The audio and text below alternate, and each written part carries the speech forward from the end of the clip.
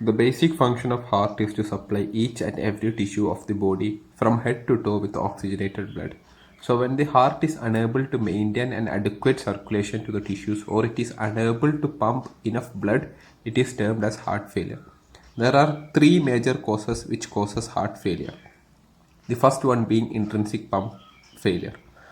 Ventricles are the main pumps. They undergo systole and push the blood out through aorta, mainly left ventricle. So when the ventricle muscle gets weak, it leads to heart failure. The second one being increased workload. When the heart has to do more work to get the blood out due to increased pressure load or volume load or basically increased afterload, the myocardium becomes fatigued, and over a long period of the time this fatigue will lead into myocardial damage resulting in heart failure.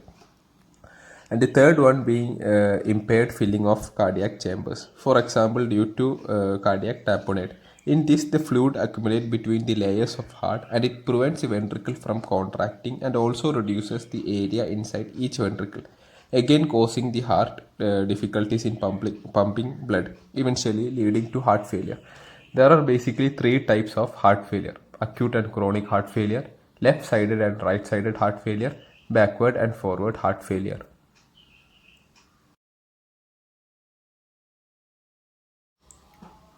Let's talk about acute and chronic heart failure. Acute means of recent onset, that is sudden and rapid development, and chronic means slowly occurring. Systemic hypotension or low blood pressure happens in acute heart failure, whereas there is well maintained arterial pressure in chronic heart failure. It is due to compensatory mechanisms such as tachycardia, cardiac dilatations, and cardiac hypertrophy in chronic heart failure. Uh, Accumulation of fluid, also known as edema, doesn't occur in acute heart failure, whereas it occurs in edema. It is also due to these compensatory mechanisms in chronic heart failure. These compensatory mechanisms make sure there is well maintained arterial pressure and edema occurring in chronic heart failure. Whereas since there is no compensatory mechanism in acute failure, there is systemic hypotension or basically low blood pressure, and edema doesn't occur in heart failure. When the heart suddenly can't pump blood enough to meet the body's need in acute heart failure, the acute heart failure leads to cardiogenic shock and cerebral hypoxia.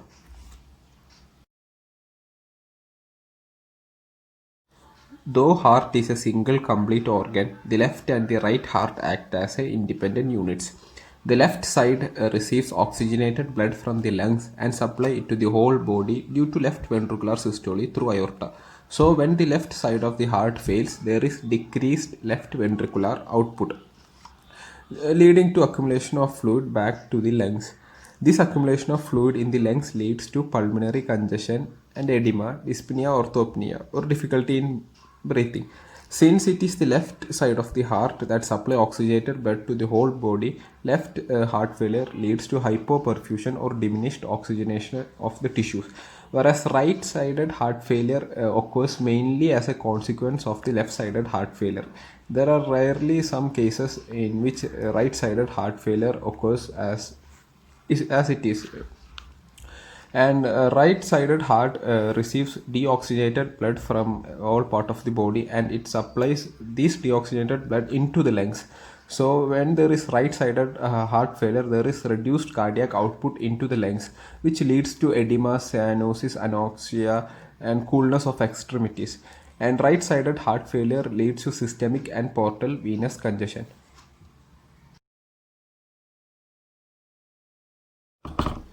Backward failure is when the heart causes blood to flow backwards and causing the blood to accumulate in the tissues behind, mainly due to the either ventricles failing to eject blood normally.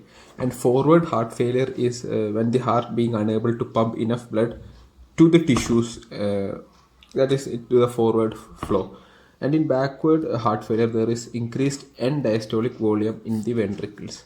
End diastolic volume, it is the volume left in the ventricle after a diastole, just before the systole. And there is increased volume and pressure in the atrium and increased pressure in the veins. And in forward heart failure, there is diminished renal perfusion, thereby decreased urine output. Renal perfusion is very necessary for urination. And there is activation of renin, angiotensin, aldosterone system in forward heart failure. Renin, angiotensin, aldosterone system is known for regulation of blood pressure and fluid balance.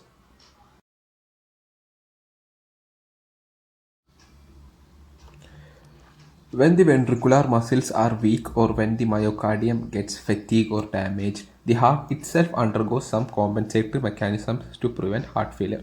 Compensatory mechanisms such as cardiac hypertrophy, cardiac dilatation, or tachycardia. Hypertrophy is the increase in size and weight of the myocardium. That is, the myocardium size and weight is increased, whereas in dilatation, the length of the myocardial fiber is increased. Hypertrophy mostly occurs due to the increased pressure load. And why hypertrophy occurs? It is because elongated fibers receive better nutrition and thus increase in size. And when hypertrophy happens without dilatation, it is known as concentric myocardium. And when hypertrophy and dilatation occurs at the same time, it is known as eccentric myocardium. And tachycardia is a rapid heartbeat. The heart beats more than like increased heartbeat, about 100 beats per minute. And normally a heart is about 300 gram, and in a heart failure due to hypertrophy and dilatation, it increases its size to above 500 grams.